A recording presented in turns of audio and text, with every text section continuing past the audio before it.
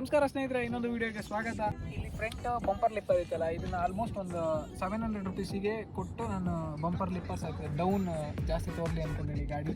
ಅದಾದಮೇಲೆ black Grylls ಅದಾದಮೇಲೆ ನಿಮ್ಗೆ ಇಲ್ಲಿ ಕೆಳಗಡೆ ಕಾಣಿಸ್ತಿದೆ ಬಾರ್ ಲೈಟ್. ಈ ಬಾರ್ ಲೈಟಿಗೆ ನಾನು 1700 ಸಮಥಿಂಗ್ ಕೊಟ್ಟಿದೆ. ಇದರಲ್ಲಿ ಸುಮಾರು ಪ್ಯಾಟರ್ನ್ಸ್ ಆಗುತ್ತೆ ಬಾರ್ ಲೈಟಲ್ಲಿ, ಅದನ್ನು ನಿಮಗೆ ಮತ್ತೆ ನೆಕ್ಸ್ಟ್ ವೀಡಿಯೋದಲ್ಲಿ ತೋರಿಸ್ತೀನಿ. ಅದಾದ ನಂತರ ಕಾರ್ಬನ್ ಫೈಬರ್ ಎಡಿಷನ್ ನಾನು ಇಲ್ಲಿ ಮಾಡಿಸಿರೋದು ಕಂಪ್ಲೀಟ್ಲಿ ಕಾರ್ಬನ್ ಫೈಬರ್ ಸ್ಟಿಕ್ಕರ್ ಇದು. ಬಾನೆಟ್ ಮತ್ತು ಟಾಪ್ ಕೂಡ ಕಾರ್ಬನ್ ಫೈಬರ್ ಆಯಿತು.